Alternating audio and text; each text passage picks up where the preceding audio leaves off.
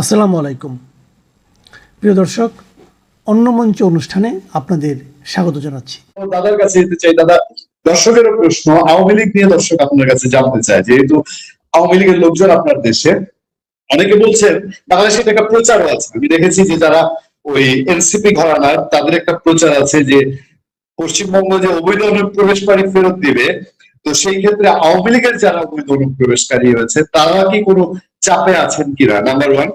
Number two হচ্ছে, আওয়ামী লীগ তার কৌশলে কি বিশেষ কোনো পরিবর্তন এনেছে? কারণ দেশে আমরা নানান রকম মিছিল এর মধ্যে দেখতে পাচ্ছি, যেটা আগের চেয়ে বিএনপি গভর্নমেন্ট আসার পর 2 মাস যেমন ছিল তার চেয়ে একটা পরিবর্তন লক্ষ্য করা যাচ্ছে। আপনার কাছে কি খবর আছে দাদা? আমি এটুকুর মধ্যে দিয়ে আজকে আপনাকে মুক্তি দিতে চাই। আপনি তো প্রায় গোটা দশেক প্রশ্ন করেছেন। প্রথম প্রশ্নটার উত্তর হচ্ছে, দেখুন, আমি তো কোথায় যাব কি না যাব সেটা আমার সিদ্ধান্ত।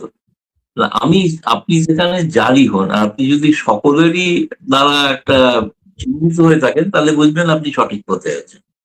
সুতরাং এগুলোকে উপেক্ষা করাটাই ভালো। আর দ্বিতীয়ত হচ্ছে, আমি তো আমার কথা বলবো, তাই না? আপনি যদি ধরুন আওয়ামী লীগ বিরোধীও কথা বলেন, আমি তো কোনো বিরোধী, আমি বাস্তব অবস্থা আমার মতো করে যা বুঝি, আমি কোনো দল করি না, ভারতে কোনো দল করি না। ভারতে যতগুলো স্বীকৃত রাজনৈতিক দল, অনেকের ধারণা বাংলাদেশের মতো এখানে বোধহয় আপনি অমুক দলের সমর্থক। কোন দলেরই সমর্থক নই, কোন দলেরই, সব দলেরই বিরোধী, সব দলেরই সমর্থক। যাই হোক, এটাকে আমার মনে হয় না কোন একটা গুরুত্ব দেওয়ার প্রয়োজন আছে। এক, দুই হচ্ছে যে আহ, আপনি যেটা প্রথম দ্বিতীয় প্রশ্ন করেছিলেন, যে সেটা হচ্ছে যে আওয়ামী লীগের লোকেরা, আমি যদি মনে করতে পারি আর কি, যে আওয়ামী লীগের লোকেরা কোনো চিন্তিত। আওয়ামী লীগের লোকেরা এখানে, তারা অনুপ্রবেশকারী নয়, তারা এখানে আমন্ত্রিত অতিথি। অতিথি যারা যখন এসেছিলেন, তাদের বিরুদ্ধে কারোর কোনো মামলা ছিল না। মামলাগুলো তারা চলে আসার পরে, তো সেগুলোকে জানাতে হবে কি ধরনের মামলা হয়েছে, কি ধরনের অপরাধে তারা অপরাধী। সেগুলো তো নির্দিষ্ট অনেক মেকানিজম আছে, তাই না? বারবার এত তাদেরকে বারবার বোঝানো বিরক্তিকর হয়ে যায়। তারা দয়া করে বন্দি প্রত্যর্পণ চুক্তিটা পড়ুন। কেউ তো এখানে বন্দি নয়, চুক্তিটা তো বন্দি প্রত্যর্পণ চুক্তি। তো বন্দি কি হয়েছেন নাকি? কেউ পুলিশ আটক করেছে নাকি? আপনি বলতে পারেন হাদিস হত্যাকারীদের পুলিশ আটক করেছে, সেখানে প্রশ্ন আসবে বন্দি প্রত্যর্পণ। শেখ হাসিনা হোক, বাকি যারা হোক, তাদের কেউ বন্দি নন, তাই না? তাদের প্রসঙ্গে হঠাৎ বন্দি প্রত্যর্পণ চুক্তি এসব তোলা ফলাই তো হাস্যকর। মানে পড়াশোনা দাবিকরণ করেছেন, কিন্তু আমার মনে হয় এত মূর্খ আমি কোনো দেখিনি। একটা, মানে যারা দায়িত্বে আছেন তাদের কথা বলছি, বাংলাদেশের অনেক মানুষ শিক্ষিত বন্দি আছে, ফলে যেটার কোনো প্রশ্নই নেই। তারা চাপে আছেন? কোনো চাপে নেই, কোনো চাপে নেই। প্রথম কথা হচ্ছে, বাংলাদেশে তো আওয়ামী লীগের লোকেরা আছেন সংখ্যাটা বোধহয় খুব বেশি হলেও আমার মতো 600 থেকে 700, তার বেশি নয়, ভারত সরকারের তথ্য অনুসারে।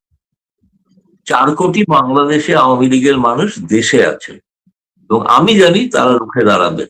তাদের রুখে দাঁড়ানোর জন্য, যদি তারা রুখে দাঁড়ান, যেটা করার করণীয়, প্রয়োজনে ভারত পাশে দাঁড়াবে 71-এর মতো। এটাও আমি বললাম, আমি বারবার বলছি, সেটাও বলছি। এবং শেখ হাসিনা যেটা বলেছেন, তিনি ফিরবেন, তিনি কবে ফিরবেন, কিভাবে ফিরবেন, পরের কথা। এই সরকারকে বাধ্য করা হবে আওয়ামী লীগের উপর থেকে রাজনৈতিক নিষেধাজ্ঞা প্রত্যাহার করতে। নাহলে আপনি বুঝতে পারছেন না যে ভারতের সঙ্গে স্বাভাবিক সম্পর্ক হচ্ছে না?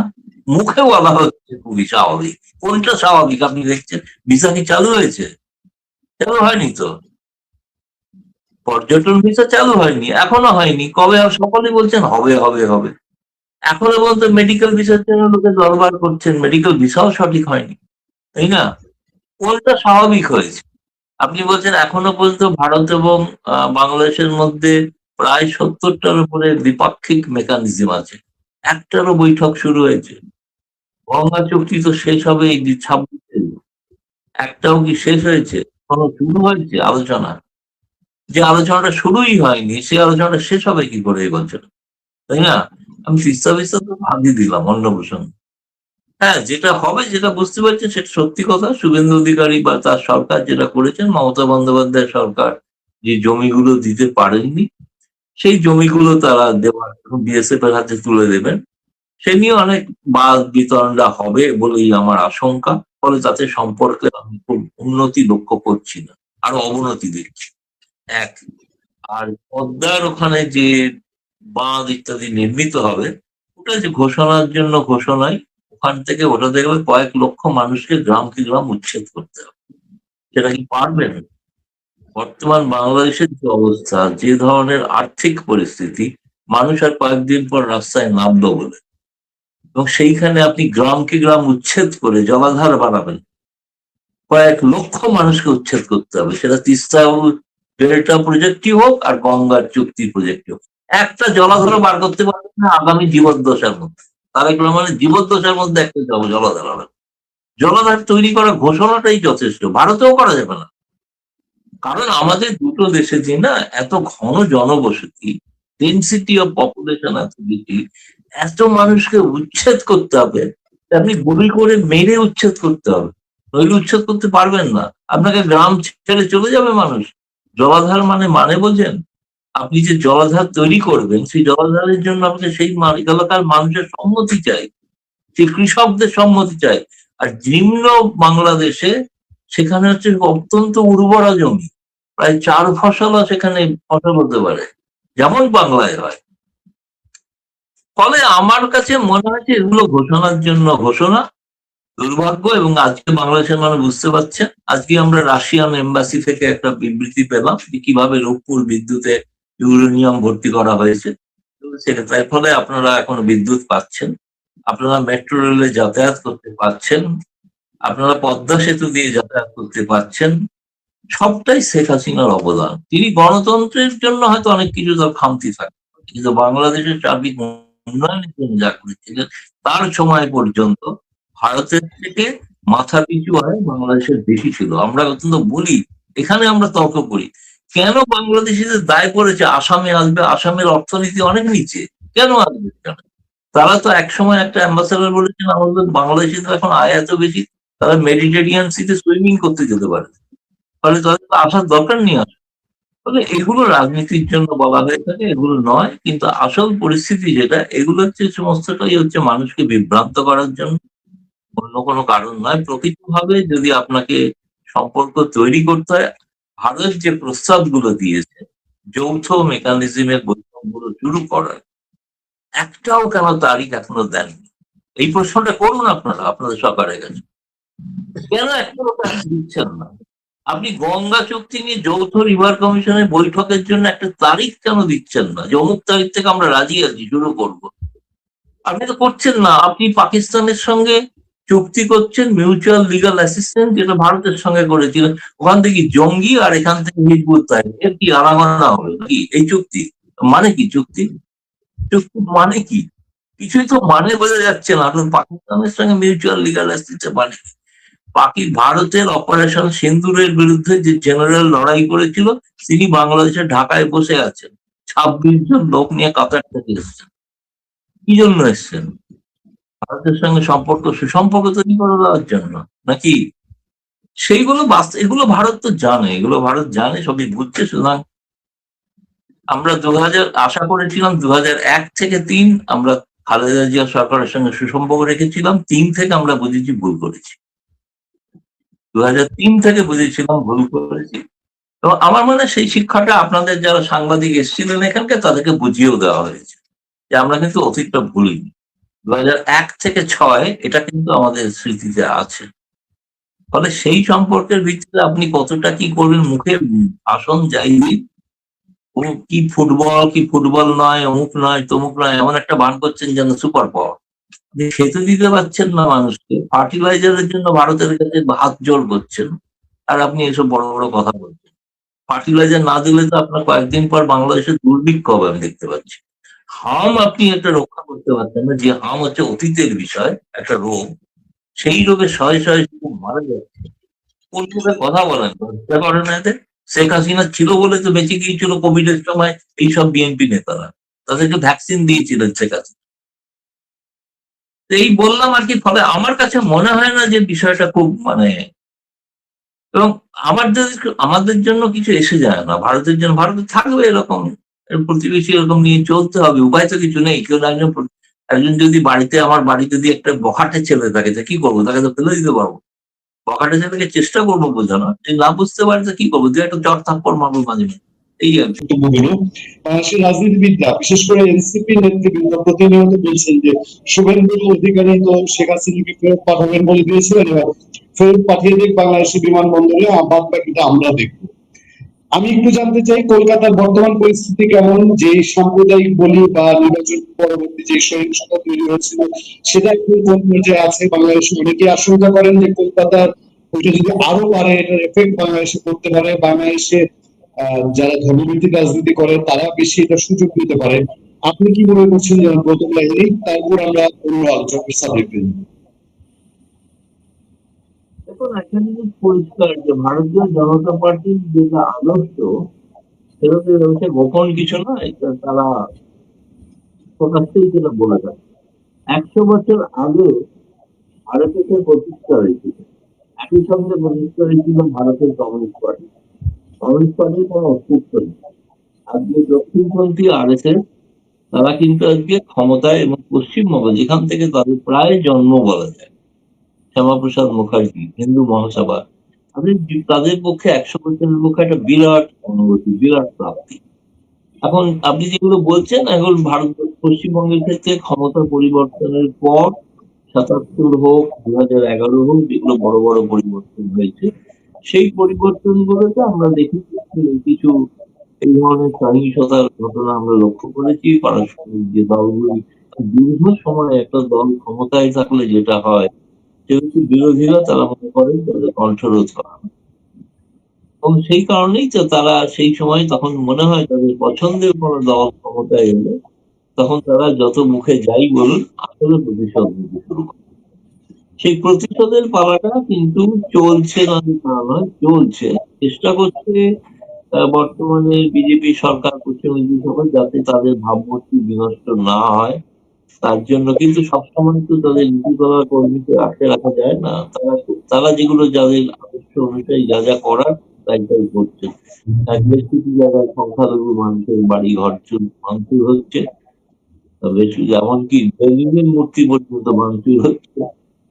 মানে অদ্ভুত, কেন লেনিনের মূর্তি ভাঙচুর হচ্ছে আমি তো কারণটা বুঝিনি। কারণটা একটাই, যে যে কারণে বঙ্গবন্ধুর মূর্তি ভাঙচুর হয়েছিল একই কারণে, সেটা হচ্ছে একটা আদর্শগত বিষয়। ফলে এটা অথচ বামপন্থীরা মাত্র একটি মাত্র আসনে জয়লাভ করেছে। কিন্তু আমার কাছে মনে হচ্ছে ক্ষমতায় আসার পর বিজেপি সরকারের কাছে এটা সব থেকে বড় চ্যালেঞ্জ। পশ্চিমবঙ্গ কিন্তু বিহার বা উত্তরপ্রদেশের মতো কোনো দেশ নয়, কোনো রাজ্য নয়। এখানে যদি জোর করে আপনি কিছু চাপাতে চান তাহলে সেখানে বাঙালি কতটা মানে মেনে মেনে হয়তো নিতে বাধ্য হচ্ছে, কিন্তু কতদিন মেনে নেবে এ নিয়ে কিন্তু একটা সংশয় আছে। ফলে সে কারণে তাদের খুব সতর্ক ভাবে পদক্ষেপ করতে হবে। আপনি যদি বলেন এখনো পর্যন্ত আপনি হয়তো দেখেছেন জাতীয় পশ্চিমবঙ্গের প্রাক্তন মুখ্যমন্ত্রী মমতা বন্দ্যোপাধ্যায় তিনি নিজে স্বয়ং হাইকোর্টে উপস্থিত হয়েছেন আইনজীবী হিসেবে, যে যেখানে সেখানকার যে মানুষের উপর অত্যাচার হচ্ছে সেই কথা তিনি হাইকোর্টের কাছে তুলে ধরতে চেয়েছেন। হাইকোর্ট সেই অনুযায়ী একটি রায় আমি এক্সাক্ট রায়টা বলিনি, হয়তো রিজার্ভ ছিল, বিশেষ করে কি রায় হিসেবে জানি না। আমি শুনেছি সেটা নিয়ে পুলিশকে নির্দেশ দেওয়া হচ্ছে যাতে এই ধরনের ঘটনাগুলো না ঘটে। তবে এটা এইটুকুই আপাতত মানে বলতে পারি যে পরিস্থিতি এখনো কিন্তু যদি বলে নির্বাচনোত্তর পরিস্থিতি যেটা শান্তিপূর্ণ থাকার কথা শান্তিপূর্ণ নেই, এটা কোনো বলতে দ্বিধা নেই। ধন্যবাদ গৌতম লাহিড়ী। আমি মিস্টার মোহন বাবুর কাছে যাওয়ার আগে গৌতম দা আপনার কাছে আরেকটু আমার জানার আছে, সেটা হলো হঠাৎ করে কেন যেন মনে হচ্ছে যে মানে ধরেন আমেরিকার সঙ্গে আমাদের একটা চুক্তি হয়েছে, আবার ইন্ডিয়ার সাথে আমরা বলছি খুব ভালো সম্পর্ক চাই, ইন্ডিয়াও বলছে সম্পর্কটা ভালো চাই, মুসলিমের থেকে আমরা অনেক পরিবর্তন চাই, আমরা চায়নার সঙ্গেও ভালো সম্পর্ক চাই, আমরা আমাদের নীতিটাই এরকম যে সবার সাথে ভালো সম্পর্ক আসলে গড়ে নিতে হবে। কিন্তু ওইসব দেশে আলাদা আলাদা ইন্টারেস্ট আছে, আমাদের দেশের মানুষের মধ্যে অনেক আলাদা, যে আমরা কি আমেরিকা যা চায় তাই সম্পূর্ণ মানতে হবে, চায়না মানে আমি ভারতীয় নাগরিক হিসেবে আপনার কাছে জানতে যাচ্ছি যে এই যে বাকি দুই দেশ এটা আপনাদের সঙ্গে রিলেটেড, যে বাংলাদেশ নিয়ে কি হবে, চায়নার সাথে কি হবে, আমেরিকার সঙ্গে কি হবে, ইন্ডিয়ার চোখে ব্যাপারটা কেমন আমি একটু বোঝার চেষ্টা করছি। প্রথমত আপনার কাছে কি মনে হয়? দেখুন, ইন্ডিয়ার পক্ষে ইন্ডিয়া ও আমেরিকার সঙ্গে সুসম্পর্ক রাখার চেষ্টা চলছে, যদিও এখনো কোনো বাণিজ্য চুক্তি স্বাক্ষরিত হয়নি। কিন্তু সে নিয়ে অনেক দর কষাকষি চলছে, এখনো সেরকম হয়নি। কিন্তু আপনি যদি জিও পলিটিক্যাল সিনারিও দেখেন তাহলে সেই অর্থে এই মুহূর্তে ভারতের একটা ব্রিক্স পররাষ্ট্রমন্ত্রীদের সম্মেলন চলছে, যে সম্মেলনে সংযুক্ত আমির শাহী বনাম আপনার যে ইরান, প্রচন্ড বাকযুদ্ধ হয়েছে, যে কারণে এখনো পর্যন্ত কোনো যৌথ বিবৃতি হওয়া যাচ্ছে না।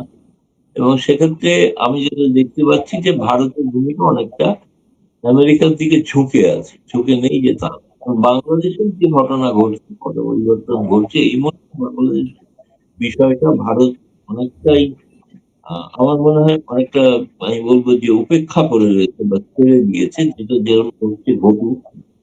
পরে মানে এই মুহূর্তে ভারতের কাছে আমার মনে হয়েছে কতটা সাম্প্রতিক সময়ের দিক থেকে বাংলাদেশিরা মনে করেন যে ভারত সবসময় বাংলাদেশ নিয়ে ভাবছে। ভারতের ভাবনার বিষয়ে এত বেশি এখন বাংলাদেশটা অনেক পিছিয়ে গেছে ভাবনার অগ্রাধিকারের দিকে। এটা যেমন হচ্ছে হোক, তখন তারপরে দেখা যাবে বাকি বিষয়গুলো নিষ্পত্তি হওয়ার পর বাংলাদেশের বিষয়টা তখন হয়তো ভাবা যেতে পারে। বাংলাদেশকে একটা বিশেষ কোনো বিরাট গুরুত্ব দিচ্ছে ভারত, এরকম কোনো ব্যাপার না। ধন্যবাদ দাদা। আমি একটু সৈয়দ মামুন মাহবুবের কাছে যেতে চাই। মামুন ভাই, আমরা আপনারা আমাদের ছোটবেলা থেকে আমরা শুনে এসেছি ফারাক্কা ফারাক্কা ফারাক্কা একটা অনেক বড় ইস্যু। বাংলাদেশ ফারাক্কা ব্যারেজ নির্মাণ করছে, আবার চীন তিস্তা প্রকল্পে ইনভেস্ট করতে পারে শোনা যাচ্ছে, যদিও আমেরিকার সঙ্গে বাংলাদেশ একটু শক্তিশালী চুক্তি। আপনাকে আমি মনে করে দিতে চাই, শেখ হাসিনার জন্য এটা মেনটেন করা খুব কষ্টকর হয়েছিল। তিনি একবার চাইনার দিকে হেলেন, তো আবার পরে ইন্ডিয়ার দিকে হেলতে হয়, এরকম একটা দোটানার মধ্যে তাকে থাকতে হয়েছে, আমেরিকার সঙ্গে তাকে দূরত্ব রাখতে হয়েছে। এখন তারেক রহমানের জন্য কতটা টাফ এই জিও পলিটিক্সটাকে ঠিক রাখা এবং আমাদের স্বার্থ সমুন্নত রেখে কতটা কঠিন চ্যালেঞ্জের মুখে আছে বাংলাদেশ। মামুন মাহবুব, আপনার কাছ থেকে বিশ্লেষণটা একটু জানতে চাই। গৌতমদা নিশ্চয়ই আমাদেরকে আর কয়েকটা মিনিট সময় দিবেন না, দাদাকে ডিনার না করি আমরা বসিয়ে রেখেছি। আমি আরেকটা প্রশ্ন দাদার কাছ থেকে জানবো, এর মধ্যে মামুন মাহবুব এই ইস্যুটাতেও গৌতমদার কাছ থেকে যেহেতু জানবো, আমি শুরুতে একটু আপনার কাছ থেকে জেনে নিতে চাই। আমি আপনাকে একটু ধরিয়ে দিই যে ফারাক্কা দিবস শনিবার, ফারাক্কা দিবস সম্ভবত শনিবার, সেদিনে কিন্তু ঢাকা শহরে বিএনপিরও দলীয় প্রোগ্রাম থাকে, সবসময় থাকে। আগে ছোটখাটো হতো, এবার বড় পরিসরে প্রোগ্রাম আয়োজন করেছে তারা ইন্ডিয়ান ইনস্টিটিউশনে। এই সবকিছু মাথায় রেখে জিও পলিটিক্স মেনটেন করা বাংলাদেশের জন্য এখন কতটা কঠিন হয়েছে, সৈয়দ মামুন মাহবুব। জি ধন্যবাদ। না, এটা তো এখনো কঠিন, অতীতও কঠিন, ভবিষ্যতও কঠিন থাকবে। উইনস্টন চার্চিল একটা কথা বলতেন যে একটা দেশের পররাষ্ট্রনীতি কখনো স্থির থাকে না, স্ট্যাগনেন্ট থাকে না। এইটা সময় থেকে সময় ভ্যারি করে। দেশের স্বার্থ আগে।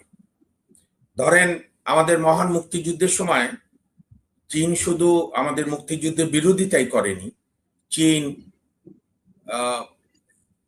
বাংলাদেশকে স্বীকৃতি দিয়েছিল বঙ্গবন্ধুকে নির্মমভাবে হত্যাকাণ্ডের পর। তো সেই হিসাবে যদি ধরেন কিংবা মুক্তিযুদ্ধের বিরোধিতার কথা যদি বলেন, তাহলে আমেরিকার পাশাপাশি চীন আন্তর্জাতিক রাজাকার নাম্বার 2 নম্বর রাজাকার দেশ। কিন্তু শেখ হাসিনা 96 সালে প্রধানমন্ত্রী হওয়ার পর তার প্রথম বিদেশ সফর ছিল চীন। কারণ ততদিনে গঙ্গা যমুনার পানি অনেক গড়িয়েছে, পদ্মার পানি। চীনের সঙ্গে আমাদের নানা রকম সম্পর্ক করতে হয়েছে, যেরকম ভারত, মার্কিন যুক্তরাষ্ট্র, সোভিয়েত রাশিয়া, কিংবা তারও আগে ধরেন যখন বিশ্ব 2 ভাগে বিভক্ত ছিল, মানে পরাশক্তিগুলো, একটা ন্যাটো আর একটা ওয়ার্স প্যাক্ট। সোভিয়েত ইউনিয়নের নেতৃত্বে কমিউনিস্ট দেশগুলো ওয়ার্স প্যাক্ট, আর মার্কিন যুক্তরাষ্ট্র, কানাডারা, ইউরোপ, পশ্চিম ইউরোপরা মিলে আপনার ন্যাটো। তো সেই সময় তো আমাদের এই উপমহাদেশ না, বিশ্বের অন্যতম সফল আমি বলবো রাষ্ট্রনায়ক। এখন যারা বর্তমান মোদী সাহেবরাও দাবি করে বা আমাদেরও অনেকে দাবি করে, এগুলো বোগাস কথা। এবং ভারতে যে গণতন্ত্রের এখনো যে অন্তত ডক্টর রামচন্দ্র গুহার ভাষায় যে অ্যাটলিস্ট 50% ডেমোক্রেসি আছে, অন্তত 5 বছর পর পর প্রদেশ এবং লোকসভায় ভোটে যেতে হয় মানুষের কাছে, বারবার আপনার কখনো জোট করতে হয়, কখনো একা যেতে, যে কোনো দল। তো তার জন্য তো আপনার জওহরলাল নেহরুর একটা অসাধারণ অবদান। তিনি, আমি এটা আমার মুখ থেকে না, ইন্দিরা গান্ধীকে যে পার্লামেন্টে আনসিটেড করেছিল হেমনারায়ণ, আপনার বিখ্যাত একটা কেসে, এখনকার যে আন্দোলন করেন বুদ্ধিজীবী প্রশান্ত ভূষণের বাবা, নিশ্চয়ই গৌতমদা জানেন, শান্তিভূষণ চক্রবর্তী, খুব নাম করা আইনজীবী ছিলেন। জনতা সরকারের আইনমন্ত্রীও ছিলেন। ইন্দিরা গান্ধীকে সিটিং প্রাইম মিনিস্টারকে এলাহাবাদের হাইকোর্ট বলেছিল তার আসন শূন্য। উনি বলেছিলেন যে হাজার আইন কানুন বানান, নির্বাহী প্রধান যদি আন্তরিক না থাকে তাহলে সেই দেশে অন্যান্য প্রতিষ্ঠান দাঁড়ায় না। তো সেইটা জওহরলাল নেহরু করেছিলেন, যার ফলে ভারতে গণতন্ত্রের অ্যাটলিস্ট একটা কাঠামো দাঁড়িয়ে আছে, এটা ভালো দিক। জওহরলাল নেহরু, মার্শাল টিটো, ওনারা মিলত জোট নিরপেক্ষ আন্দোলন করলো। সুতরাং এইটাকে খুব শার্পলি হ্যান্ডেল করতে হবে। তার আগে গৌতম দা যেহেতু কমিউনিস্ট পার্টিগুলো এবং বিজেপির যেটা ইডিওলজিক্যাল অর্গানাইজেশন বা তাদের গার্ডিয়ান অর্গানাইজেশন আরএসএস এর কথা বলেছে। আরএসএস 1925 সালে হয়েছে, ভারতের কমিউনিস্ট পার্টি হয়েছিল 1920 সালে। হ্যাঁ, এটা সত্যি যে আরএসএস এর বিকাশের, এবং আমাদের বাংলাদেশেও পূর্ব পাকিস্তানও কমিউনিস্ট পার্টি হয়েছিল 1948 সালে ভারত বিভক্তির পরে, এবং জামাত ইসলামও হয়েছিল 47 সালে। তো দুই দেশেই কমিউনিস্ট পার্টির ক্ষয়িষ্ণু অবস্থাটা জনগণের দুর্দশা বাড়িয়ে দিয়েছে, এবং তিন দেশেই মানেন আর না মানেন, মহাত্মা গান্ধী কিংবা গোলওয়ালকার, দীনদয়াল উপাধ্যায়, সরি মহাত্মা গান্ধী না, মার্জনা করবেন, মোহাম্মদ আলী জিন্নাহ, মুসলিম লীগের যে দ্বিজাতি তত্ত্ব, একটা অন্ধ মানবতা বিরোধী তত্ত্ব, ধর্মের ভিত্তিতে দেশ। আবার আরএসএস 1935 সালে বলেছিল স্বাধীন ভারতের শত্রু হবে দুটো গোষ্ঠী, একটা মুসলমান, একটা হিন্দু, এবং তার বিরুদ্ধে দাঙ্গা চললেও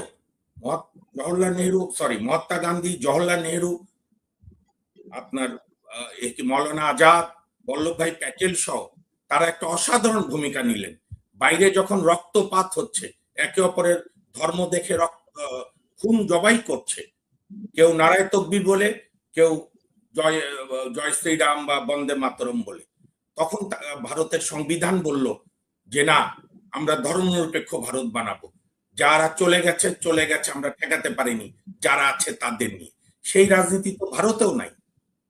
ভারতেও তো আমরা শুনি যে ধর্মের ভিত্তিতে ভারত হবে, হিন্দুস্তান, হিন্দু, এই হবে ভারত। যার ফলে ভারতের এই সাম্প্রদায়িক রাজনীতি আমাদের দেশের সাম্প্রদায়িক রাজনীতিকে উৎসাহিত করে, আমাদের দেশের সাম্প্রদায়িক রাজনীতি উৎসাহিত হয় ভারতের সাম্প্রদায়িক রাজনীতি। যে কারণে যেভাবেই বলুক, আমি একজন গণতন্ত্রে বিশ্বাসী মুক্ত মনা মানুষ হিসাবে মনে করি বিজেপির এই বিশাল জয় নিশ্চয়ই কোনো প্রগতিশীল মানুষকে সুখী করবে না। হ্যাঁ, এর অনেক কারণ থাকতে পারে, মমতা ব্যানার্জিদের নানা দুর্নীতি, অত্যাচার, দলীয়করণ, তার ভাস্তার অত্যাচার, আমাদের এখানে যেরকম শেখ হাসিনার পরিবারতন্ত্রের দুর্নীতি, দুঃশাসন। তো যাই হোক, আমি বিশ্বাস করি ভারতে কংগ্রেস, ইভেন ক্ষয়িষ্ণু বামপন্থীরা বা মমতারাও লড়াই করবে। আর আমাদের বাংলাদেশের মানুষদের, ইভেন আপনারাও দায়ী মিডিয়ার, সব বাদ দিয়ে খালি পশ্চিমবঙ্গের খবরই প্রচার করেন। বিজেপি যে আরো 2টা প্রদেশে হেরে গেছে সেগুলো আপনারা গুরুত্ব দিয়ে আনেন না। মানে আপনাদের কাছে ইন্ডিয়া হচ্ছে পশ্চিমবঙ্গ পর্যন্ত। পশ্চিমবঙ্গের একটা মুখ্যমন্ত্রী কি বললো না বললো কি এসে যায়? ভারতের সেন্ট্রাল গভর্নমেন্ট তো 14 সাল থেকে মোদি আছে, এবং শেখ হাসিনাকে রাখার আগে ভারতে তো সর্বদলীয় বৈঠক হয়েছে, এবং তারা বৈঠকের সিদ্ধান্ত নিয়েছে শেখ হাসিনাকে তারা আতিথ্যতা দেবেন। আর এখন যেটা আপনি যে কারণে আমি শেষ করি, প্রগতিশীলদের ঐক্যবদ্ধ হতে হবে যার যার দেশে। আমি ব্যক্তিগতভাবে, এটা আমার বিশ্বাস, ধর্মের ভিত্তিতে রাজনীতি এটা ব্রিটিশদের রেখে যাওয়া গুড়। ব্রিটিশরা যে জায়গায় দেশ ছেড়েছে তার আগে একটা গুড় লাগিয়ে গেছে। গুড় লাগানোর গল্প জানেন তো, যে একটা লোক শয়তান গুড় লাগিয়েছিল, গুড়ের পাশাপাশি পিঁপড়া এসেছিল বিয়ের আসরে, পিঁপড়া দেখে বিড়াল এসেছিল, বিড়াল দেখে কুকুর এসেছিল, কুকুরে দেখে শিয়াল জড়ো হয়েছিল, মাঝখান থেকে বিয়েটাই পণ্ড হয়ে গেছে। তো সুতরাং ব্রিটিশরা যেখানেই করেছে, প্যালেস্টাইনে গিয়ে গুড় লাগিয়ে দিয়েছে, 2টা দেশ করে দিয়ে আসতে পারতো, ইহুদিদের জন্য একটা, মুসলিমদের জন্য একটা। আমাদের এখানে এই হিন্দু মুসলিম করে দিয়ে গেল, যার ভোগ আমরা সবাই করছি কম বেশি। তো সেখান থেকে কিভাবে উত্তরণ, এটাই চ্যালেঞ্জ আজকে। আর বাংলাদেশের প্রসঙ্গ দেখেন, বঙ্গবন্ধু যখন ওআইসি সম্মেলনে 74 সালে জয়েন করলেন, কারণ ওনার মাথায় ছিল যে মধ্যপ্রাচ্য যদি আমাকে স্বীকৃতি না দেয়, আমার এই যে এত অশিক্ষিত ম্যান পাওয়ার বা আধা শিক্ষিত, তাদের আমি কোথায় পাঠাবো? এবং সেই জন্য উনি ওআইসিতে গেলেন, এবং আপনি বোধহয় যে আপনারা জানেন, ভারতে তখনকার হাই কমিশনার সাহেব অনুরোধ করেছিল, উনি বলেছিলেন শেখ মুজিব কোন দেশে কি করবে তার দেশের স্বার্থ অনুযায়ী করবে। এটাই হচ্ছে স্বাধীনতার স্থপতি বঙ্গবন্ধু শেখ মুজিব। তার তার মতো আর সাহসী বাঙালি আর আসবে কিনা আমার সন্দেহ। কারণ যিনি ইন্দিরা গান্ধীর মতো অত মহিষী স্টেটস ওম্যানের সামনে বলেছিল, your Excellency when your army will live in my country. এবং ইন্দিরা গান্ধীকেও ধন্যবাদ আমাদের পক্ষ থেকে, 3 মাসের মধ্যে ভারতের সৈন্য বাংলাদেশ থেকে চলে এসেছে, সরে গিয়েছে, তারপরে নানা উত্থান পতন সত্য। তো আপনি যেটা বলছেন, আমরা তো এই চ্যালেঞ্জ বর্তমান সরকারকে সাফল্যের সঙ্গে মোকাবেলা করতে হবে। আমরা অলরেডি তো এক পেশে হয়ে গেছি। ইউনূস সাহেব যে বিষ আমাদের দিয়ে গেছে যুক্তরাষ্ট্রের সঙ্গে গোলামি চুক্তি, তো সেখান থেকে কি উত্তরণ হবে আমি জানি না। তবে আমি মনে করি ভারত এবং বাংলাদেশ দুটি দেশেরই যার যার স্বার্থ রেখে আপনার সুসম্পর্ক রাখতে হবে। কারণ আমরা এক্সট্রিম প্রতিবেশী, একদম জানলা খুললেই ভারত, ভারত থেকে জানলা খুললেই আমরা অ্যাটলিস্ট 4000 কিলোমিটার। আর আমি এখানে আরেকটা বলে আমার কথা শেষ করি এই পর্যায়ে, একটা অপপ্রচার এখানকার মৌলবাদীরা চালাচ্ছে যে শুভেন্দু মজুমদার কাঁটাতারের বেড়া দিচ্ছে। কাঁটাতারের বেড়া একটা চলমান প্রসেস, দীর্ঘদিন ধরেই হচ্ছে। হয়তো মমতা বন্দ্যোপাধ্যায় সরকারের সঙ্গে কেন্দ্রীয় সরকারের জেদাদির জন্য উনি হয়তো অনেক কিছু করেননি। আর আমি মনে করি আমার বাড়ির থেকে আমি দেয়াল দেবো, আরেক প্রতিবেশীর কি খেয়াল রাখতে হবে, নো ম্যানস ল্যান্ডে দিচ্ছে কিনা, নিশ্চয়ই দিচ্ছে না। আমি তো মনে করি বাংলাদেশ সরকারেরও বেড়া দেওয়া উচিত, তাহলে দুই দেশে চোরাচালানটা কমবে, দুই দেশে অবৈধ অনুপ্রবেশ কমবে, তাহলে বর্ডারে কিলিং কমবে।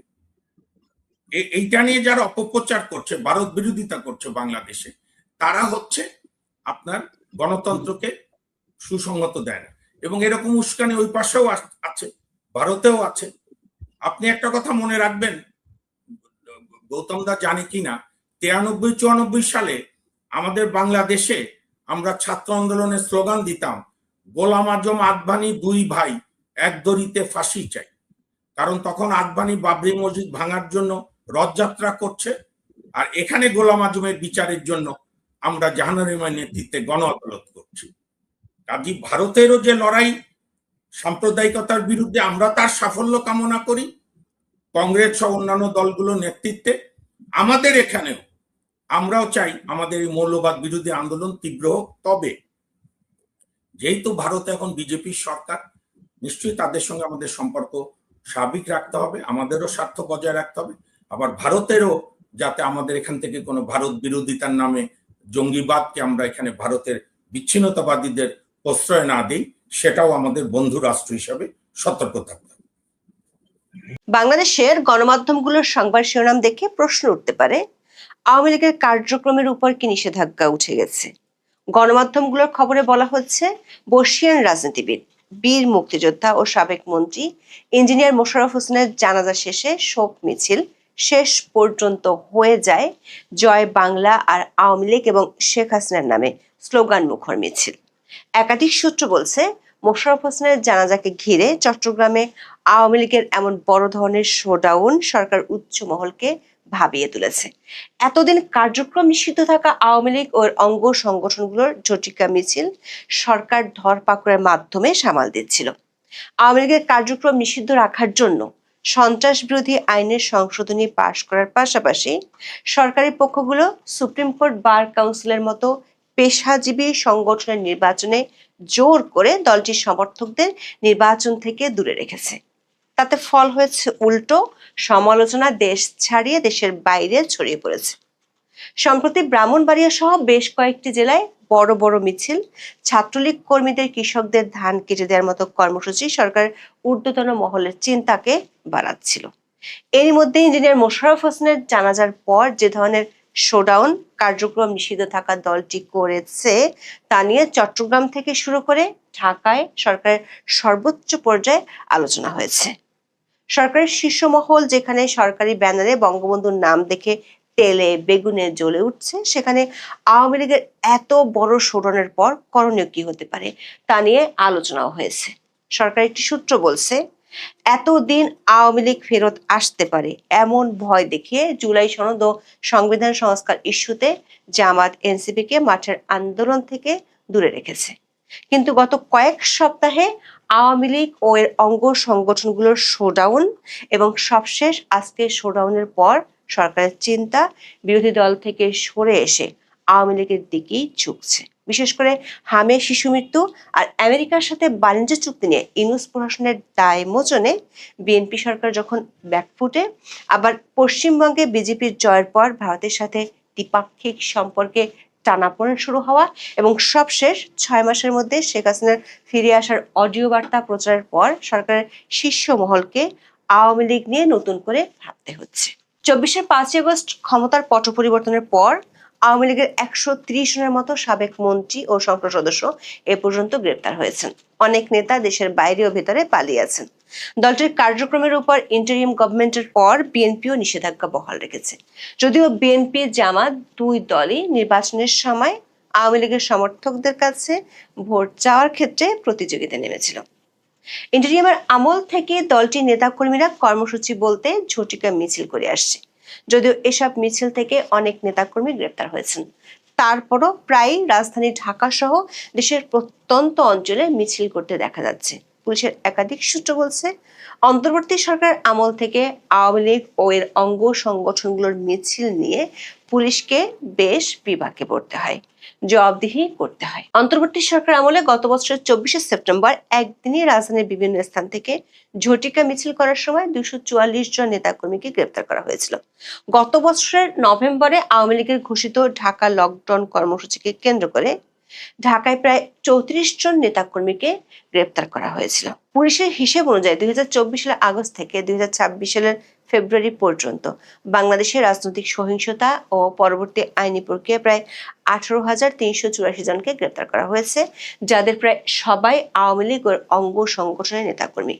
বিএনপি ক্ষমতায় আসার পর সাবেক মন্ত্রিসভার অন্তত 4 জন সদস্য এবং আওয়ামী লীগের কেন্দ্রীয় কমিটির 12 জন শীর্ষ নেতাকে গ্রেপ্তার করা হয়েছে। কিন্তু এত ধরপাকড়ের মধ্যেও কার্যক্রম নিষিদ্ধ থাকা দলটির মিছিল ও তৎপরতা থেমে নেই। গত মঙ্গলবার সকালে ব্রাহ্মণবাড়িয়া জেলা শহরের পূর্ব মেট্রা এলাকার কোকিল টেক্সটাইল এলাকা থেকে সমাজসেবা অফিস পর্যন্ত ঝটিকা মিছিল বের করেন নিষিদ্ধ ঘোষিত ছাত্রলীগের নেতাকর্মীরা। মিছিলটির নেতৃত্ব দেন ব্রাহ্মণবাড়িয়া শহর ছাত্রলীগের সাবেক সাধারণ সম্পাদক ও জেলা কমিটির সদস্য লিমন আল স্বাধীন। এই মিছিলটির ভিডিও সামাজিক যোগাযোগ মাধ্যমে ভাইরাল হওয়ার পর তা নিয়ে ব্যাপক আলোড়ন দেখা দেয়। পরদিন ছাত্রলীগের কয়েকজন নেতাকর্মী কৃষকের পাকা ধান কেটে দিচ্ছেন এমন একটি ভিডিও সামাজিক যোগাযোগ মাধ্যম ফেসবুকে ছড়িয়ে পড়ে। ঘটনাটি ঘটেছে মঙ্গলবার শরীয়তপুরের জাজিরা উপজেলার কুন্ডেরচর এলাকায়। দৈনিক প্রথম আলোর খবরে বলা হয়েছে, পদ্মাবাহিত জাজিরা উপজেলার কুন্ডেরচর ইউনিয়নের একটি গ্রামে ছাত্রলীগের 10 থেকে 12 জন নেতাকর্মী এক কৃষকের ধান কেটে দিয়েছেন। তাদের ধান কাটার একটি ভিডিও সামাজিক যোগাযোগ মাধ্যমে ছড়িয়ে পড়েছে। ভিডিওতে দেখা যায় 10 থেকে 12 জন তরুণ জাতীয় পতাকা, আওয়ামী লীগ ও ছাত্রলীগের দলীয় পতাকা হাতে নিয়ে একটি ধান খেতে বিভিন্ন ধরনের স্লোগান দিচ্ছেন। তারা কার্যক্রম নিষিদ্ধ আওয়ামী লীগের সভাপতি শেখ হাসিনা এবং শরীয়তপুর 1 আসনের সাবেক সংসদ সদস্য ইকবাল হোসেনের পক্ষে বিভিন্ন স্লোগান দিচ্ছেন। এরপর তারা একজন কৃষকের ধান কেটে দিচ্ছেন। ওই ধান মাথায় নিয়ে একটি নসিমন গাড়িতে তুলে দিচ্ছেন। ধান কাটতে সহযোগিতা করায় ওই এলাকার একজন কৃষক শরীয়তপুর জেলা ছাত্রলীগ ও জাজিরা উপজেলা ছাত্রলীগের নেতা কর্মীদের ধন্যবাদ দিতেও শোনা যায়। নিষিদ্ধ ঘোষিত ছাত্র সংগঠনটির এমন কার্যক্রমে বিপাকে পড়ে পুলিশ। উপরের মহলের চাপে খোঁজ নেওয়া শুরু করে। সরকারের শীর্ষ মহল থেকে পুলিশকে গোয়েন্দা তৎপরতা বাড়ানোর তাগিদ দেওয়া হয়। 13ই মে যখন এ নিয়ে আলোচনা চলছিল, তখন সাবেক সংসদ সদস্য ও বীর মুক্তিযোদ্ধা ইঞ্জিনিয়ার মোশাররফ হোসেনের মৃত্যুর খবর আসে। প্রকৌশল বিদ্যায় পড়াশোনা করা মোশাররফ হোসেন একাধারে বর্ষিয়ান রাজনীতিবিদ, মুক্তিযুদ্ধের সংগঠক ও সফল শিল্পপতি ছিলেন। এই মুক্তিযোদ্ধা 1 নম্বর সেক্টরের সাব সেক্টর কমান্ডার ছিলেন। যুদ্ধের সময় বিভিন্ন গুরুত্বপূর্ণ অপারেশনের নেতৃত্ব দেন তিনি। 1972 সালের সংবিধান প্রণেতাদের অন্যতম মোশাররফ হোসেন চট্টগ্রামের মিরসরাই আসন থেকে আওয়ামী লীগের প্রার্থী হিসেবে 6 বার এমপি হন। আমৃত্যু তিনি ছিলেন আওয়ামী লীগের সভাপতি মণ্ডলীর সদস্য। 1996 সালে তিনি বেসামরিক বিমান পরিবহন ও পর্যটন মন্ত্রণালয়ের মন্ত্রীর দায়িত্ব পালন করেন। পরে গৃহায়ন ও গণপূর্ত মন্ত্রী হিসেবেও দায়িত্ব পালন করেন। 2022 সালের 7 ডিসেম্বর রাজধানীর পল্টনে বিএনপি কার্যালয়ে হামলা ও বিএনপি কর্মী মকবুল হত্যার ঘটনায় করা মামলায় 2024 সালের 27 অক্টোবর রাজধানীর বসুন্ধরা আবাসিক এলাকা থেকে মোশাররফ হোসেনকে গ্রেপ্তার করেছিল গোয়েন্দা পুলিশ। পরে আরো বেশ কিছু মামলায় তাকে গ্রেপ্তার দেখানো হয়। কারাগারে থাকা অবস্থায় অসুস্থ হয়ে পড়লে 2025 সালের 5 ফেব্রুয়ারি চট্টগ্রাম মেডিকেল কলেজ হাসপাতালে ভর্তি করা হয় তাকে। 2025 সালের 14 আগস্ট সব মামলায় জামিন পেয়ে কারাগার থেকে বেরিয়ে আসেন তিনি। এরপর থেকে শ্বাসতন্ত্রের জটিলতা সহ নানা শারীরিক অসুস্থতার কারণে হাসপাতালে ভর্তি ছিলেন। 13 মে তিনি হাসপাতালে চিকিৎসাধীন অবস্থায় মারা যান। 14 মে চট্টগ্রামে হাজারো মানুষের উপস্থিতিতে এই বর্ষিয়ান রাজনীতিবিদের জানাজা হয়। তাকে শেষ শ্রদ্ধা জানাতে জানাজায় মানুষের ঢল নামে। বৃহস্পতিবার বেলা 11:15টায় চট্টগ্রাম নগরে জমিয়তুল ফালাহ মসজিদ মাঠে তার জানাজা অনুষ্ঠিত হয়। এর আগে সকাল 10টা থেকে জানাজায় অংশ নিতে বিভিন্ন শ্রেণী পেশার মানুষ জড়ো হতে থাকেন। জানাজা শেষ হতেই মরদেহ নিয়ে রাখা হয় অ্যাম্বুলেন্সে। তখনই মাঠের চারপাশ থেকে হাজারো সহযোদ্ধা, রাজনৈতিক সহচর ও অনুসারীরা অ্যাম্বুলেন্স ঘিরে স্লোগান ধরেন। তাদের কণ্ঠে ওঠে বীর চট্টলার মোশাররফ ভাই, আমরা তোমায় ভুলি নাই, জয় বাংলা, জয় বঙ্গবন্ধু, শেখ হাসিনা আসবে, বাংলাদেশ হাসবে স্লোগান। নেতা কর্মীরা স্লোগান ধরে প্রিয় নেতার মরদেহবাহী গাড়ির সঙ্গে জমিয়াতুল ফালাহ মসজিদ মাঠ থেকে বের হয়ে আসেন। এই সময় পুলিশ সদস্যরা মাঠের মূল ফটকে দাঁড়িয়ে থাকলেও তাদের করার কিছুই ছিল না। সামাজিক মাধ্যমের কল্যাণে মুহূর্তে ভিডিও ছড়িয়ে পড়লে সরকার উচ্চ মহলেও এ নিয়ে আলোচনা শুরু হয়। যদিও সিএমপির পক্ষ থেকে আগে থেকেই ব্যাপক নিরাপত্তা ব্যবস্থা নেওয়া হয়েছিল, কিন্তু আওয়ামী লীগ এত বড় শোডাউন কিভাবে করলো সে বিষয়টি ভাবনায় ফেলেছে সরকারকে। কারণ বিএনপি ও সরকারের শীর্ষ মহল আওয়ামী লীগকে ছাড় না দেওয়ার সিদ্ধান্ত নিয়ে রেখেছে। আওয়ামী লীগের পক্ষে যেতে পারে এমন কোনো কাজের ব্যাপারে অলিখিত কড়া বিধিনিষেধ আরোপ করে রাখা হয়েছে প্রশাসনে। যেমন 14 মে নেত্রকোনার কলমাকান্দা উপজেলা সাব রেজিস্ট্রার অফিসের দেয়ালে অফিস চার্টারে বঙ্গবন্ধু শেখ মুজিবুর রহমানের একটি উক্তি লেখা থাকায় তেলে বেগুনে জ্বলে ওঠেন জাতীয় সংসদের deputy speaker barrister Kaiser Kamal. 14 মে বিকেলে আকস্মিকভাবে অফিসটি পরিদর্শনে গিয়ে তিনি এই প্রতিক্রিয়া জানান। কার্যালয়ের দেয়ালে টাঙানো সিটিজেন চার্টারে লেখা বঙ্গবন্ধু শেখ মুজিবুর রহমানের একটি বাণী একজন গণমাধ্যম কর্মী ডেপুটি স্পিকারের নজরে আনেন। সেখানে লেখা, সরকারি কর্মচারীদের জনগণের সঙ্গে মিশে যেতে হবে, তারা জনগণের গোলাম, সেবক, ভাই, তারা জনগণের বাপ, জনগণের ছেলে, জনগণের সন্তান। তাদের এই মনোভাব নিয়ে কাজ করতে হবে। এ সম্পর্কিত দুটি ভিডিও সামাজিক যোগাযোগ মাধ্যমে ছড়িয়ে পড়েছে। 40 সেকেন্ডের একটি ভিডিওতে দেখা গেছে ওই সাংবাদিক সিটিজেন চার্টারে বাম হাতের আঙ্গুল রেখে দেখিয়ে বলেন, এগুলো বহু আগে, এগুলো না থাকলে তো ভালো। এই ঘটনায় তিনি সাব রেজিস্ট্রারের কাছে ব্যাখ্যা জানতে চান। এ সময় ওই কর্মকর্তা দুঃখ প্রকাশ করে লেখাটি সরিয়ে ফেলবেন বলে জানান। 1 মিনিট 36 সেকেন্ডের অন্য একটি ভিডিওতে ডেপুটি স্পিকারকে বলতে শোনা যায়, এটা আসলে কি, হতভম্বনা, হতাশাও বটে। আর আমি মনে করি যারা এই সমস্ত বিষয় ইগনোর করছেন তাদের বিরুদ্ধে যথাযথ ব্যবস্থা নেওয়া উচিত। এ ব্যাপারে আইনগত ব্যবস্থা নেওয়া উচিত। প্রশ্ন হলো, ডেপুটি স্পিকার কায়সার কামাল নিজেই আইনের লোক এবং তিনি ডেপুটি স্পিকার হয়েছেন বর্তমান সংবিধান অনুযায়ী। সেই সংবিধানে বঙ্গবন্ধুকে সর্বোচ্চ সম্মান দেওয়া হয়েছে।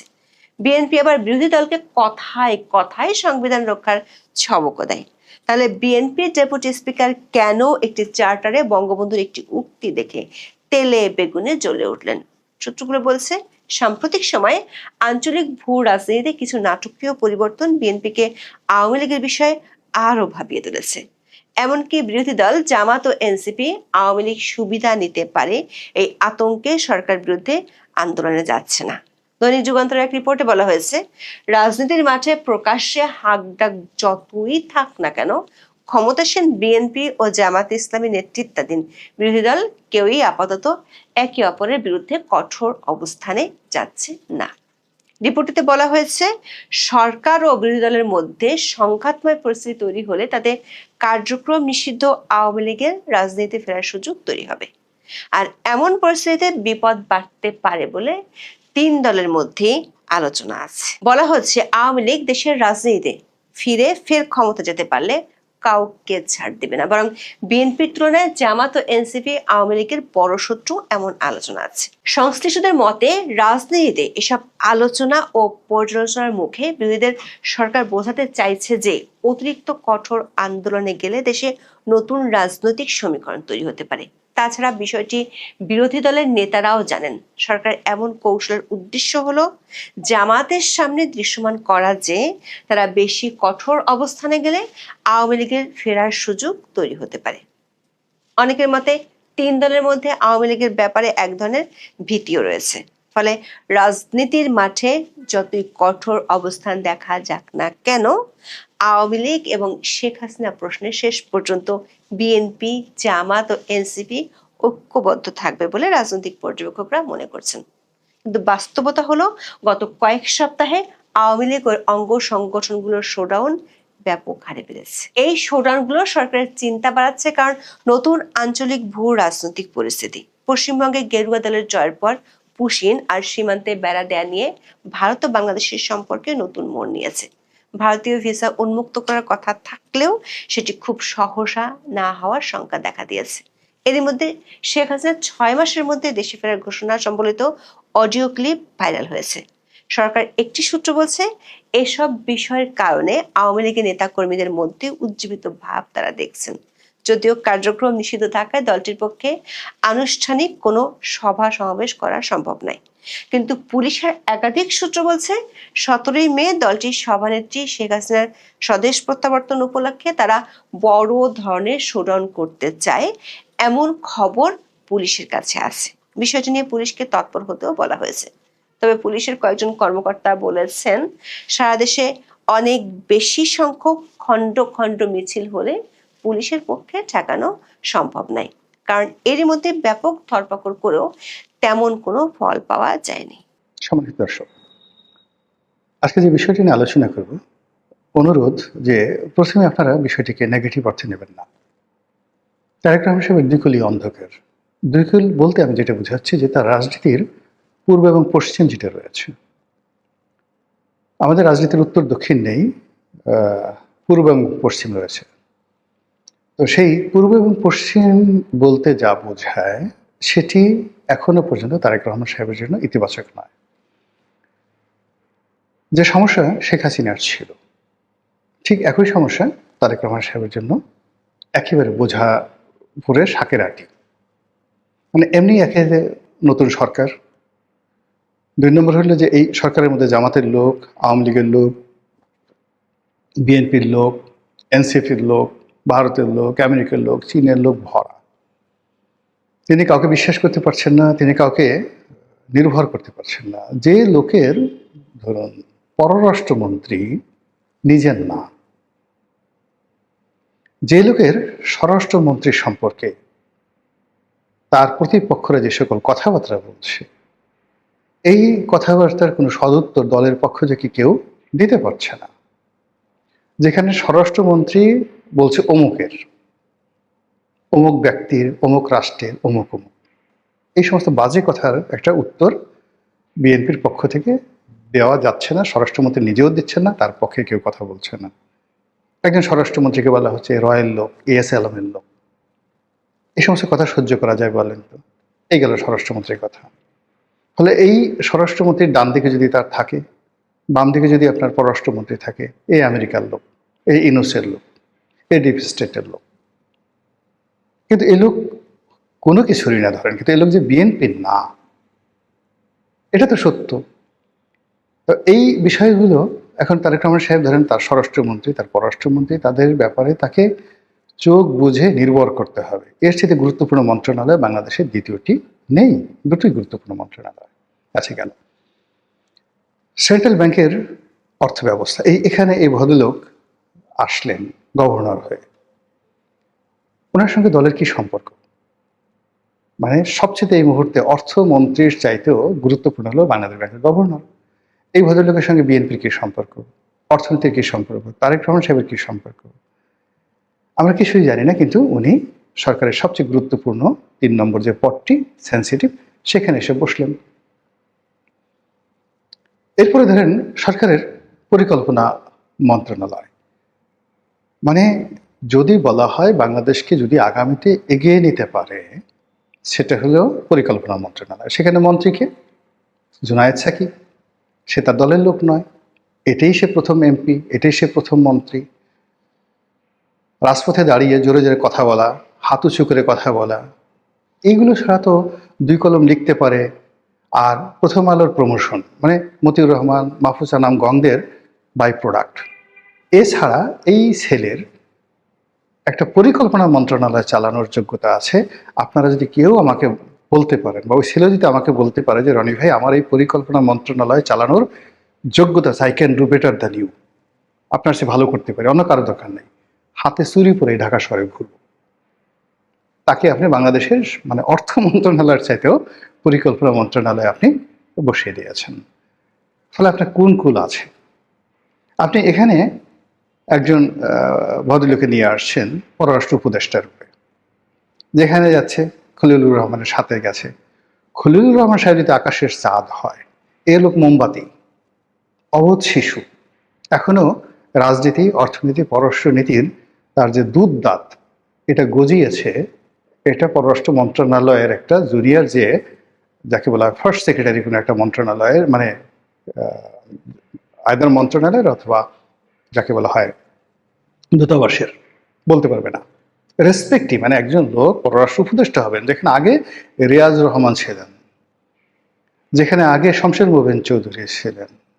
শমশের মোবিন চৌধুরীর মতো মানুষ ওই সময়টাতে বেগম জিয়াকে যেভাবে ভারতে নিয়ে সংবর্ধনা দিয়েছিলেন, মনমোহন সিং স্বয়ং এয়ারপোর্টে এসে তাকে রিসিভ করেছেন, একজন শমশের মোবিন চৌধুরীকে, চৌধুরী কারণে।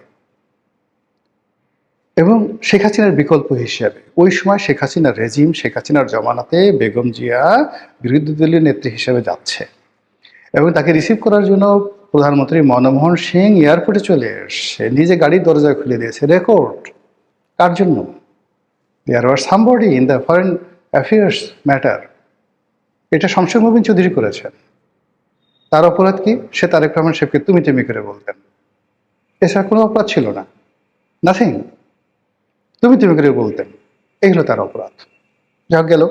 এখন এখানে যে আসছে, হুমায়ুন কবির যে আসছে, সে হয়তো তারেক রহমান সাহেবকে সালাম করেন, ভাইয়ে ভাইয়ে ডাকেন বা স্যার স্যার ডাকেন, কিন্তু এগুলো দিয়ে তো চীনের সাথে বাণিজ্য হবে না, এগুলো দিয়ে তো ভারতের সাথে কূটনীতি হবে না, এগুলো দিয়ে আমেরিকার সঙ্গে বার্গেনিং হবে না। তো যেটা বলছিলাম যে সেই দিক থেকে আপনি যে তার যে কোন দিকটা আলোক উজ্জ্বল আছে, সে একজনকে স্বাস্থ্যমন্ত্রী বানিয়েছেন। এখন সর্দার সাখাওয়াত হোসেন বকুল আমাদের খুব ঘনিষ্ঠজন, আমার খুব আপনজন ব্যক্তি। তিনি he is a political master, just like political master, কিন্তু মানে তাকে সাহায্য করার জন্য যে একটা গ্রুপ দরকার পলিটিক্যাল মাস্টার হিসেবে, এই পদগুলোতে যে ধরনের ধরেন ডক্টর রুহুল হক ছিলেন, ডক্টর আব্দুল মতিন ছিলেন, বিএনপির জমানাতে, আওয়ামী লীগ জমানাতে ডক্টর রুহুল হক ছিলেন, তারা যেভাবেই মন্ত্রণালয়টা চালাতে পারতেন। নাসিম সাহেবরা কি করেছেন? নাসিম সাহেব দুর্নীতির স্বর্গরাজ্য তৈরি করে ফেলেছেন। এরপরে এখানে এই যে জাহিদ মালিক আসছে, দুর্নীতির বিশ্ব রেকর্ড করে ফেলেছেন। যখন এখানে রুহুল হকের বিরুদ্ধে দুর্নীতির অভিযোগ আছে, but there is a limited. কিন্তু আপনি দেখেন এই যে ডক্টর সামন্তলাল সেনকে শেখ হাসিনা শেষ পর্যায়ে দিয়েছেন, ইট ওয়াজ ওয়াইডলি প্রশংসিত, এবং এখন সব বাংলাদেশের মানুষ সবাই বলে সে বাংলাদেশের সর্বকালের সেরা স্বাস্থ্যমন্ত্রী। কিন্তু ওনার সাথে আমার এমন সম্পর্ক, মানে কি বলবো, সে রুহুল হকের রুমে গিয়ে ঢুকবে, মন্ত্রণালয়ে ঢুকবে, এরকম একটা পার্স তার ছিল না। সে এসে সামন্তলাল এসে দেখি যে ঢাকা মেডিকেলের যে ডিরেক্টর তার রুমে বসে আছে, তার রুমে বসে আছে। উনি, আমি তখন সংসদ সদস্য, আমার ছেলে হাসপাতালে অসুস্থ ছিল ঢাকা মেডিকেলে, আমি সে অনুযায়ী ডিরেক্টর রুমে বসে আছি। তো সে ডিরেক্টর মুস্তাফিজুর রহমান ছিল তখন, ব্রিগেডিয়ার মুস্তাফিজুর রহমান ছিল ডিরেক্টর, যেটা ওষুধ প্রশাসনের পরে ডিজি হয়েছিলেন। তো তাকে বলছে স্যার আমাকে একটু মন্ত্রণালয়ে ঢোকার ব্যবস্থা করে দেন। সে বলে যে আমি কিভাবে ঢুকাবো? তখন আমি সামন্তলালকে নিয়ে গেলাম, শুধু নিয়ে গেলাম না, সামন্তলালও জীবিত, শুধু ওনাকে আমার গাড়িতে নিয়ে গেলাম, মন্ত্রণালয়ে ঢুকালাম, এবং ওনাকে সোজা নিয়ে মানে স্বাস্থ্যমন্ত্রী মিটিংয়ে ছিলেন, সে স্বাস্থ্যমন্ত্রীর সামনে রুহুলকের সামনে নিয়ে বললাম যে আপনি এই ফাইলটা দেখেন, প্রধানমন্ত্রীর ফাইল, এই ফাইলটা আপনি ওকে করে দেন। আর ওই কাজটা যদি 2010 সনে আমি না করতে পারতাম, তাহলে আজকে যে বার্ন ইউনিটটা এটা তৈরি হতো না। এখন এইটা সাক্ষী সামন্তলাল। দ্বিতীয় সমস্যা হলো ওই যে ঢাকাতে শেখ হাসিনা বার্ন ইউনিট যেটা হয়েছে, ওখানে এখন যে পরিচালক আছে ডাক্তার নাসিরও আমার খুব ঘনিষ্ঠ বন্ধু। তো ডাক্তার নাসির ওখানে একটা হলো মামলা দিয়ে বসলো, ওখানে একটা পেট্রোল পাম্প ছিল, পেট্রোল পাম্পের মালিক মামলা দিয়ে বসলো। এই সামন্তলাল সবাই মিলে তারা ওই ডাক্তার নাসিরকে দায়িত্ব দিল এই মামলাটা নিষ্পত্তি করার জন্য। ডাক্তার নাসির আমার কাছে আসলো, হাইকোর্টে রিট করতে হবে। আমি তখন এই যে পরে আওয়ামী লীগের যে মন্ত্রী হয়েছে সমর রেজাউল করিম, সেই সমর রেজাউল করিমকে বললাম যে ভাই আপনি এই মামলাটা করে দেন। সেই মামলাটা করে দিল। সামন্তলালের পক্ষ থেকে তাকে 2 লাখ না 3 লাখ টাকাও দেওয়া হয়েছিল, সে টাকাটা ফেরত 2 লাখ টাকা পয়সায় নেয়নি। তা আজকের এত বড় একটা জিনিস হলো, এখানে যে গোলাম মোল্লা রনি নামক একজন মানুষ আছে, এখানে যে সামন্তলাল আছে, এখানে যে ডাক্তার নাসির আছে। তো ডাক্তার নাসির তো বিএনপির লোক, কিন্তু বিএনপির লোক হওয়া সত্ত্বেও সে সামন্তলালের সঙ্গে তার সম্পর্ক ছিল সবচেয়ে ভালো।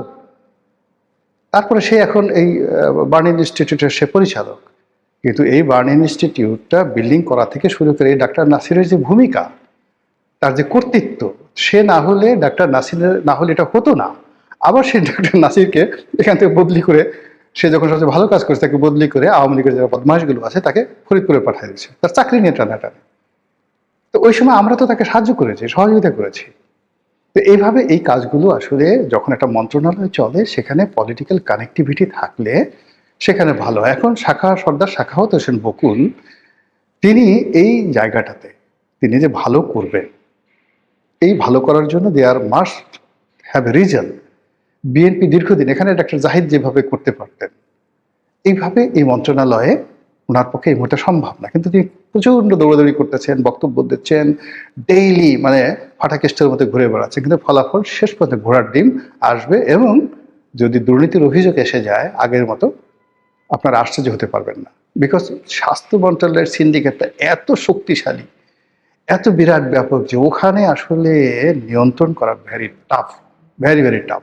এনিওয়ে, যেটা বলছিলাম যে চীন টাকা দেবে না, এর কারণে পররাষ্ট্রমন্ত্রী গেছেন, চীনের রাষ্ট্রদূত তারেক রহমান সাহেবকে নিমন্ত্রণ জানিয়েছেন ভিজিটের জন্য। কিন্তু এই মুহূর্তে যেটি দরকার সেটি হলো আনলিমিটেড টাকা দরকার।